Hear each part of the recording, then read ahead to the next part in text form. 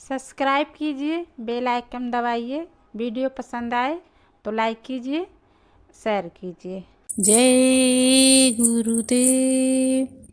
भारत पाक युद्ध में महात्माओं का चक्र इस 10 दिन 14 दिन की लड़ाई में बड़े बड़े योद्धा बड़े बड़े भूषण प्राप्त कर चुके और मैंने इनको मारा, मैंने उनको मारा। मैंने बड़े बड़े फौजी अधिकारियों से पूछा कि क्या बतला सकते हो कि यह लीला किसकी थी। उन्होंने कहा कि यह तो बड़ी भारी भगवान की लीला थी। उसमें हम सब अफसरों का, फौजी सिपाहियों का कोई काम नहीं था। अगर उसमें भगवान का हाथ ना होता तो ना मालूम क्या हो जाता। आपको मालूम नहीं है कि 14 दिन की लड़ाई में राष्ट्रपति ने कुछ काम किया, ना प्रधानमंत्री ने कुछ काम किया और ना सिपाहियों ने कुछ काम किया। काम तो उतना ही किया है जितना कि अर्जुन से लिया गया था और बाकी उन महान आत्माओं का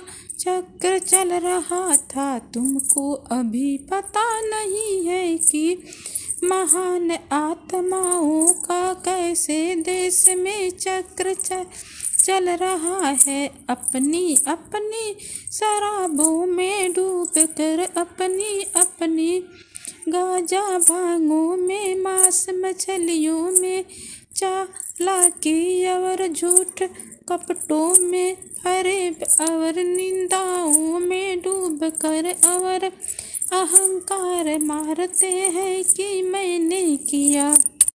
समय तुमको जवाब देगा।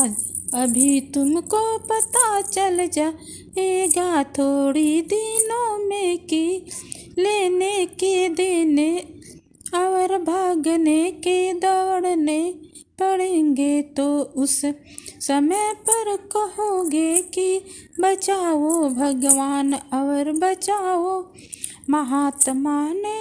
मालूम क्या हो जाएगा उस समय भी तुमको परिचय मिलेगा। अब तो उन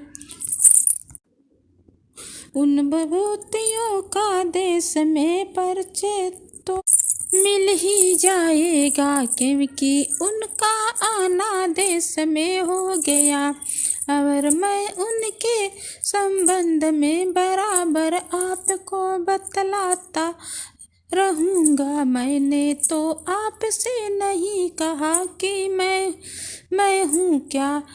वाल्मीकि ने राम के लिए लिखा था तो यह तो नहीं कहा था कि मैं ये हूँ। कृष्ण जब नहीं आए थे और ऋषियों ने कहा था तो यह तो उन्होंने नहीं कहा था कि मैं हूँ। अरे आपको समझना चाहिए कि मैं तो आपका सेवक हूँ, आपका आदमी हूँ और आपके यहाँ का रहने वाला हूँ। फिर भी आप तरह तरह की शंकाएं करते हो।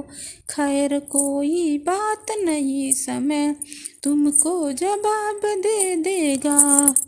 तकलीफों को कोई मिटा नहीं सकता।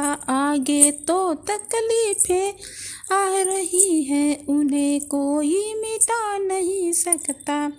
और यदि पृथ्वी के कण कण में सोना बरसा दिया जाए तब भी सुख नहीं मिल सकेगा। यह तकलीफें व्यक्तिगत रूप से होगी और कर्म अनुसार होगी। आज अभी रुपये में 6.25 आने तकलीफें और 9:45 आने तकलीफें और आगे आएगी आगे एक बहुत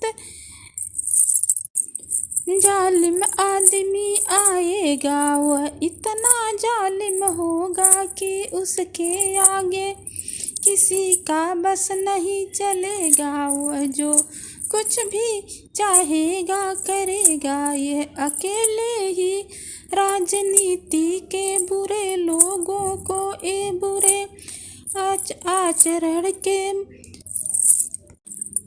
महताओं को तरस्त नष्ट कर देगा।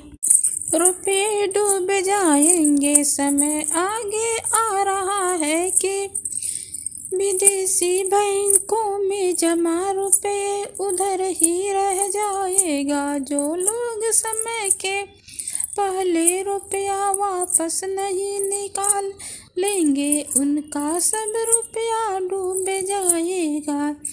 भविष्य में शासन महापुरुषों का होगा जो उनकी आज्ञा में होंगे शासन करेंगे। वही कानून महान आत्माओं के बनाए होंगे। आदमी के संसार में इतनी घृणा होगी कि वह रहना नहीं चाहेगा। तब स्वर्ग के सुख इसी मृत्यलोक मंडल पर मनुष्यों को प्राप्त होंगे और स्वर्गलोक जाने का हक अनुमान सबका होगा।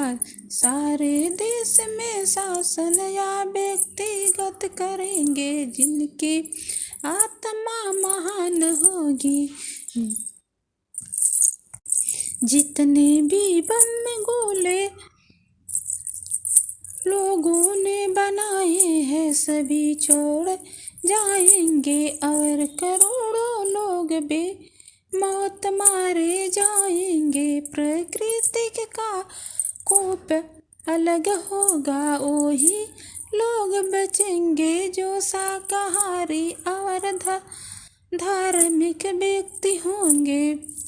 जो समाचार पत्र अखबारों के लोग नैतिकता उठाने में समर्थन नहीं देते। समाज भाव जन व्यक्ति भाव नहीं भरते। एक दूसरे की निंदा करके लड़ते रहते हैं और दुर्भाग्यते